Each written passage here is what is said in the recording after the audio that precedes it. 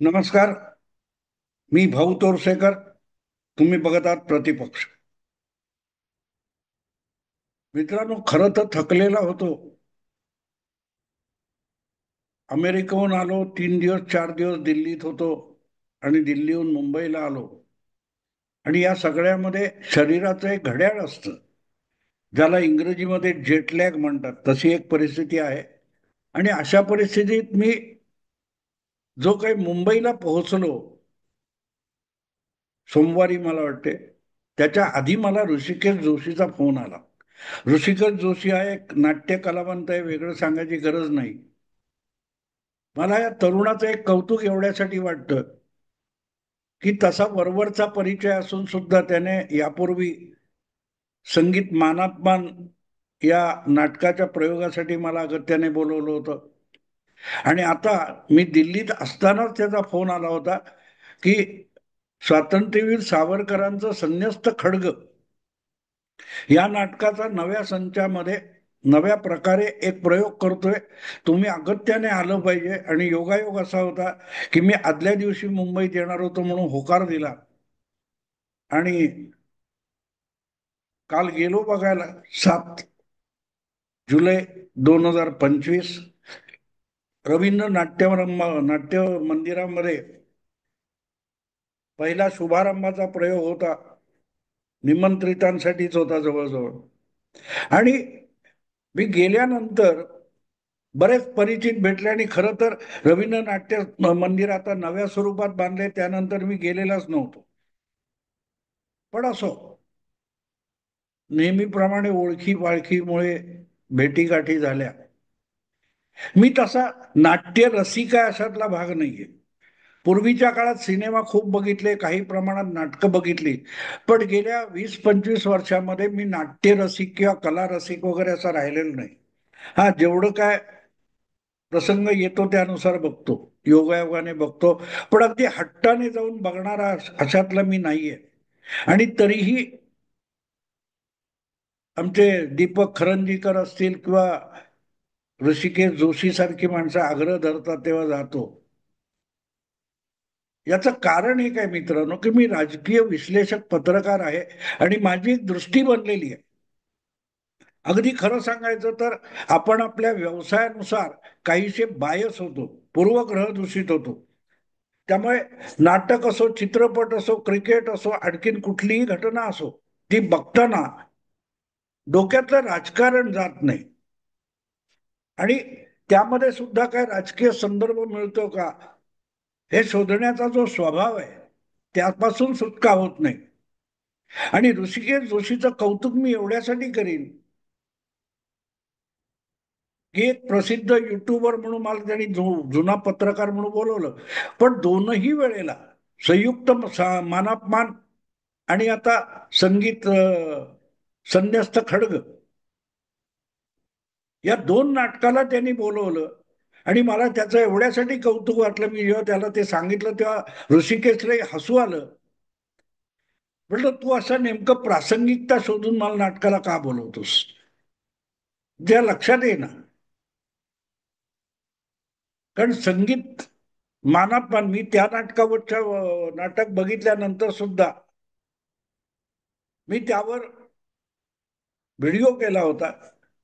कारण त्यावेळेला नेमकं जेव्हा त्याने तो मुंबईत प्रयोग आहे, पार्ल्याला प्रयोग आणून अगत्याने बोलवलं होतं आणि मी गेलो होतो, त्यावेळेला नेमका मला वाटतं ऑक्टोबर एंड आणि नोव्हेंबर महिना चालू होता. आणि महाराष्ट्रात महाविकास महायुतीला प्रचंड बहुमत मिळाल्यानंतर सुद्धा सरकार का बनत नाही याच्यावर सगळे राजकीय विश्लेषण, चर्चा, डिबेट चालू होते. 332 जागा, 232 जागा मिळाल्या आहेत आणि सरकार बनत नाही कारण महायुतीतलं मानापमान नाटक रंगलेलं आहे वगैरे वगैरे, अशी जी तक्रार होती. तर मित्रांनो,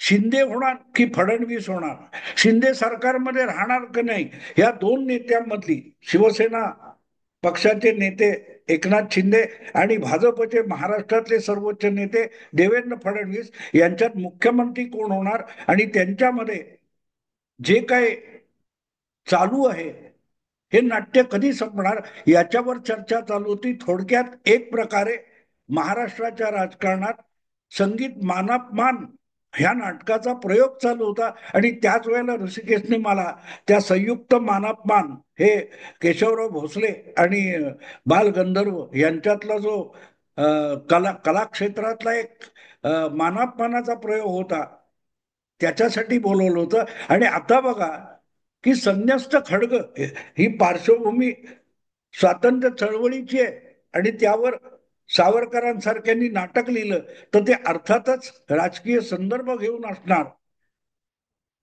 सगळे संदर्भ राजकीय, पण परिस्थिती सगळी ऐतिहासिक पौराणिक वगैरे.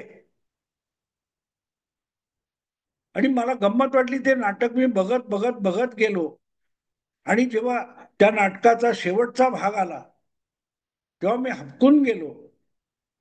कारण आत्ता आत्ता ऑपरेशन सिंदूर संपलेलं आहे किंवा चालू आहे किंवा त्यावरची चर्चा थांबते आहे. अशा वेळेला ऑपरेशन सिंदूर आणि ती सगळी राजकीय पार्श्वभूमी या नाटकाला मिळावी याला योगायोग म्हणायचा.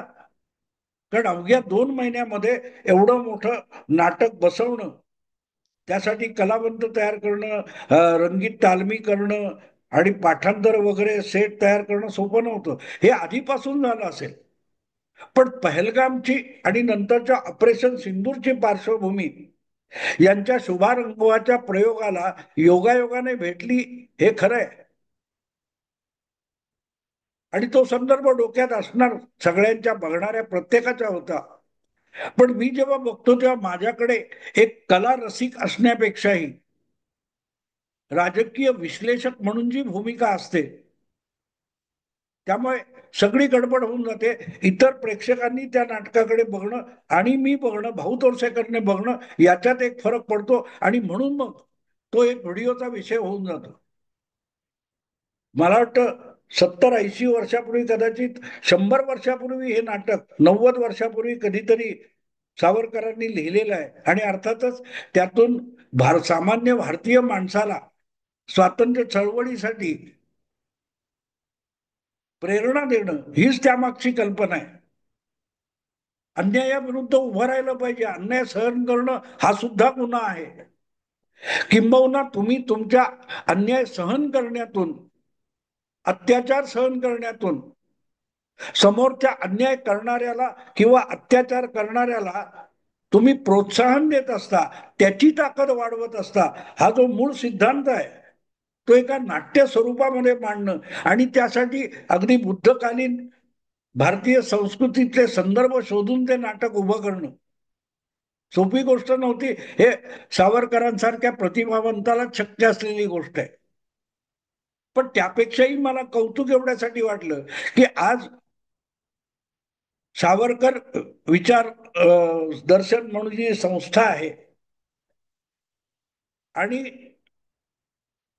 पणशीकरांची जी नाट्य संपदा कला मंच आहे, या दोघांनी मिळून जे संयुक्तपणे हा प्रयोग उभा केला आणि ऋषिकेश जोशी सारख्या तरुण दिग्दर्शकाला त्याच्या पद्धतीमध्ये हा प्रयोग सादर करू दिला, हे कौतुकास्पद होतं. याचं कारण मला, ठीक आहे प्रयोग होत असतात, आपण त्याला पाठिंबा दिला पाहिजे, कौतुक केलं पाहिजे, पण जेव्हा त्या नाटकाचा शेवटचा जवळजवळ 10-15 मिनिटाचा भाग आहे तो बघितल्यानंतर मी हबकून गेलो.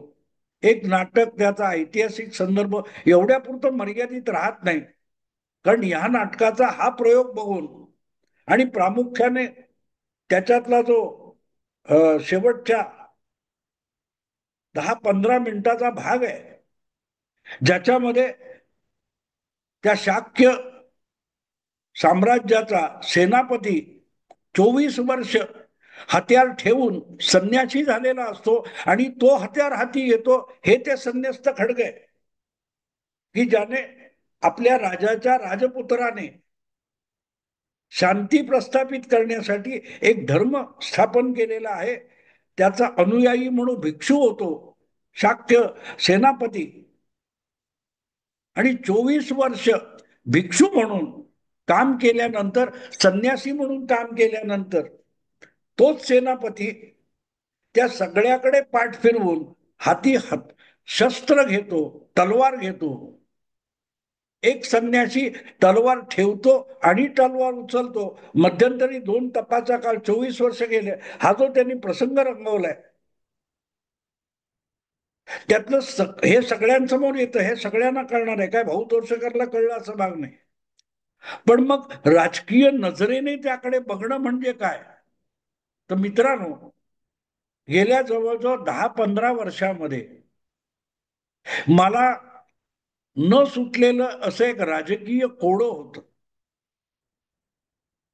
त्याचं उत्तर या नाटकाच्या त्या शेवटच्या 15 मिनिटाच्या घटनाक्रमाने दिलं. कारण तो बौद्ध भिक्षू आहे.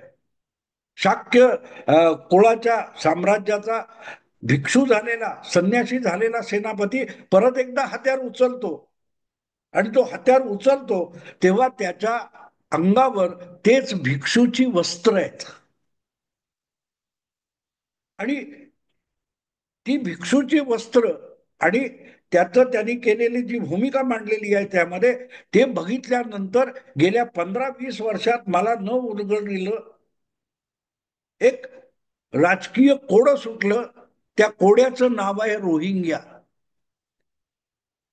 कारण रोहिंग्या त्या म्यानमारमध्ये जे काही बौद्ध विरुद्ध मुस्लिम असा संघर्ष चालू आहे, तो संघर्ष प्रत्यक्षात तिथल्या बौद्ध भिक्षूंच्या मुस्लिम अतिक्रमणवादी आणि मुस्लिम जिहादच्या विरुद्ध पुकारलेला संघर्ष आहे. आणि एक प्रकारे त्या म्यानमार मधल्या बौद्ध भिक्षूंनी इस्लामी आक्रमणाला आणि जिहादी हिंसेला उत्तर देण्यासाठी हिंसेचं हत्यार उचललं. तर का उचललं? त्या बौद्ध तत्वज्ञानाचं, शांतीचं काय झालं, हा प्रश्न मला सतत गेली 15-20 वर्ष सतावत होता. जेव्हापासून रोहिंग्या हा विषय सुरू झाला. आपल्याकडे रोहिंग्या घुसखोर बांगलादेशातून आले, आणखीन कुठे गेले, कुठे काय काय काय काय चर्चा खूप झाल्या. पण ज्यांनी बौद्ध धर्माचं अनुयायित्व स्वीकारलेलं आहे आणि शांतीचा मार्ग पत्करलाय, किंबहुना शांती पत्करल्यानंतर हिंसेकडे संपूर्णपणे पाठ फिरवणं ही भूमिका घेतलेली आहे. तर तो जो संदर्भ शाक्य साम्राज्याच्या सेनापतीचा त्यांनी दिलाय, तो आज जिवंत आपल्या समोर आहे. आणि आपल्याला कोणी समजावला नव्हता, कोणी मांडला नव्हता. तो सावरकरांनी 80-90 वर्षापूर्वी कधीतरी लिहिलेला नाटकात मिळावा, ही त्या नाटकाची प्रासंगिकता आहे. आणि असं नाटक परत मंचावर आणण्यासाठी नाट्य संपदा कलामंच किंवा सावरकर विचारदर्शन यांनी तो प्रयोग केला असेल तर मी खरंच त्यांचं कौतुक करतो.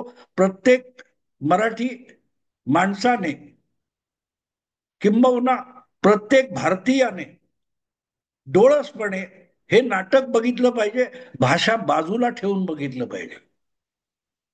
मग रोहिंग्या रोहिंग्या रोहिंग्या म्हणजे काय, आणि म्यानमार मधला संघर्ष नेमका काय? रोहिंग्या रोहिंग्यांच्या विरोधात बौद्ध भिक्षू हत्यार उचलतील हे सावरकरांना माहिती नव्हतं. मग त्यांनी त्यावर लिहिलंय का? नाही.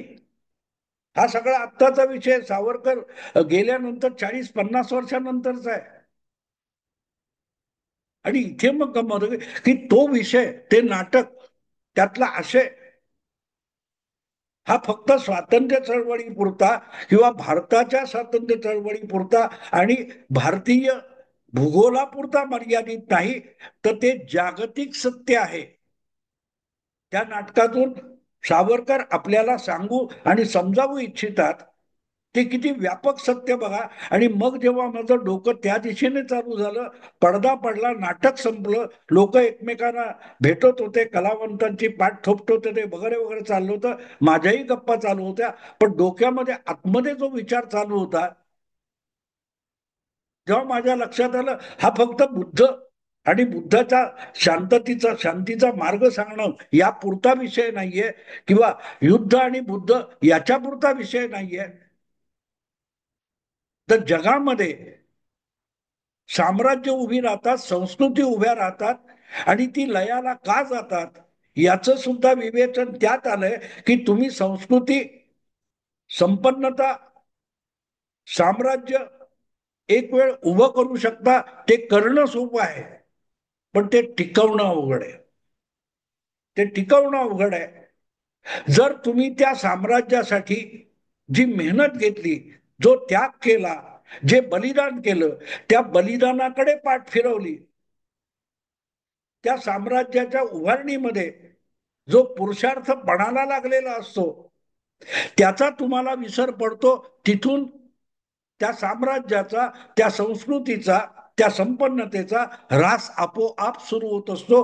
हा आशय म्हणजे संन्यस्त खड्ग आहे. हिंसेसाठी हत्यार नाहीये,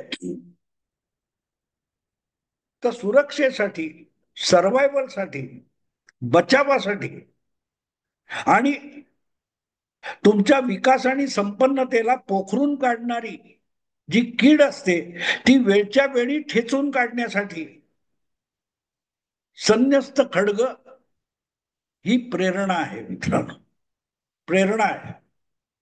आणि आज गेली जवळजवळ 10-15 वर्ष मला पडलेला प्रश्न की बौद्ध भिक्षू कसे काय म्यानमारमध्ये उठतात, आणि हा फक्त म्यानमार पुरता प्रश्न नव्हता. म्यानमारमध्ये रोहिंग्या हा विषय सुरू झाल्यानंतर पुढल्या काळात, म्हणजे मला वाटते 5-7 वर्षापूर्वी असाच प्रकार हा दक्षिणेकडे श्रीलंकेत झाला होता. श्रीलंकेत सुद्धा जे काय काही लाख कोटी मुस्लिम असतील त्यांच्या विरोधात श्रीलंकेतल्या बौद्ध भिक्षूंनी आणि बौद्ध धर्मीयांनी उघडपणे हिंसेचा मार्ग पत्करला. तेव्हा जिहादला किंवा जिहादी हिंसेला युद्ध हे उत्तर आहे का, की बुद्ध हे उत्तर आहे, असा प्रश्न जो कोणी विचारतो त्याला संन्यस्त खड्ग या नाटकातून उत्तर मिळतं. सावरकर गेलेत, पण सावरकरांनी एक शाश्वत सत्य आपल्याला सांगितले, आणि फक्त आपल्याला नाही, ते समस्त मानव जातीला सांगितलेलं आहे की शस्त्र हे हिंसेसाठी नाहीये, दुसऱ्या कोणावर अधिपत्य प्रस्थापित करण्यासाठी नाहीये, पण तुम्हाला सुखमेव सुरक्षित जगायचं असेल, तुम्हाला आनंदित जगायचंय, याच्यासाठी दुसऱ्याला दुःखी करावं म्हणून शस्त्र अवजार नसतं. तर शस्त्र हे साधन तुमचं सुखवस्तू पण तुमचं आनंदी जीवन टिकवण्यासाठी असतं. त्यात कोणी विष कालवणार असेल, त्यात कोणी बाधा आणणार असेल, त्यात मध्ये कोणी ती हिंसेचा विचका करणार असेल, तर त्याला रोखण्यासाठी हत्यार समर्थ असलं पाहिजे.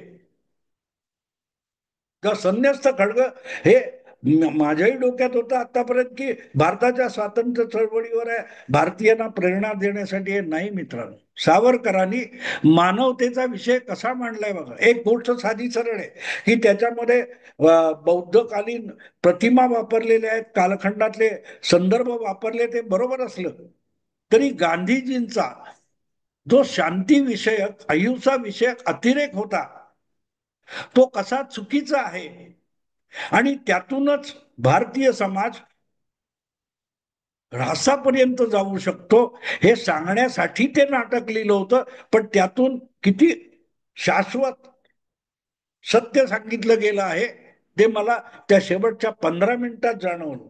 आणि जेव्हा मी तेच आज युरोपकडे बघतो की ज्या युरोपच्या 5-7 देशांनी जगावर साम्राज्य निर्माण केली, ते ब्रिटिश असतील, ते पोर्तुगीज असतील, ते स्पॅनिश असतील, ते इंग्लिश ब्रिटिश असतील, डच असतील, अशा लोकांच्या देशामध्ये आज जो जिहादचा धुडगूस चाललेला आहे त्याला एकमेव कारण आहे लिबरलिझम, सेक्युलरिझम, ज्यांनी इतका बागुलबुवा निर्माण केला टॉलरन्सचा, सोशिकतेचा, युद्ध नको म्हणून, त्याचे दुष्परिणाम आज युरोप भोगतोय. युरोपच्या सगळ्या देशामध्ये टॉलरन्स सोडून मुस्लिम हटाव या चळवळी सुरू झाल्यात. त्याचं सूत्र तुम्हाला संन्यस्त खड्गच्या त्या शेवटच्या 15 मिनिटात मिळतं. तिथे प्रतिमा बुद्धाची आहे, पण कल्पना युद्ध नको शांती हवी, ही जी कल्पना आहे, युद्ध नको पण युद्धाची खुमखुमी असणाऱ्यांना तुम्ही निकम्मे करून टाकणं आणि मग युद्ध नको म्हणणं ठीक असतं. पण जर त्यांना परत खुमखुमी आली तर त्यांना धडा शिकवण्याची तयारी ठेवली पाहिजे. आणि ज्यावेळेला हा सगळं नाटक संपल्यानंतर लोक एकमेकांना भेटत होते तेव्हा आमच्या एकमेकात काही काही गप्पा चालल्या होत्या. तर सावरकरांचे नातू रणजित सावरकर यांनी एक साधा सरळ प्रश्न मला विचारला आणि मला सापडलेलं सोपं उत्तर मी त्यांना दिलं. ते उत्तर देऊन हा व्हिडिओ थांबवतो. ते म्हणाले, हे कधी थांबणार नाही का? हिंसा ही कधी थांबणार नाही. हिंसेला हिंसेनेच उत्तर द्यावं लागणार आहे का? कारण बरोबर आहे, इराक झाला, अफगाणिस्तान झाला, हौथी चाललंय आणि इराण चाललाय, विषय संपत नाहीये हजबुल्ला वगैरे. मित्रांनो, मी जे रणजित सावरकरांना उत्तर दिलं ते उत्तर असं आहे की बोटाची नख आपण उखडून टाकू शकत नाही, पण ती वेळच्या वेळी कापण्यासाठी लागणारी साधन कैची वगैरे काय ब्लेड असेल ते जवळ बाळगावं लागतं. ते हिंसेसाठी नाहीये याचं भान असलं पाहिजे. अनावश्यक वाढणारे केस आपण उपटून टाकू शकत नाही, पण ते कापले तर आपल्याच केसापासून आपल्याला होणारा त्रास रोखता येतो. त्या केसांना नियंत्रित ठेवलं पाहिजे, त्या नखांना नियंत्रित ठेवलं पाहिजे.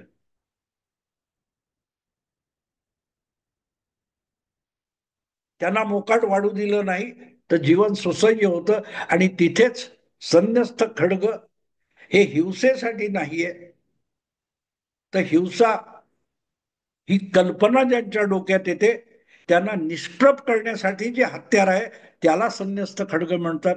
मित्रांनो, बघा, मी यावर परत कधीतरी अधिक बोलेन. आत्ता थांबतो. आवडलं लाईक करा, शेअर करा आणि प्रतिपक्षाला सबस्क्राईब करा. नमस्कार.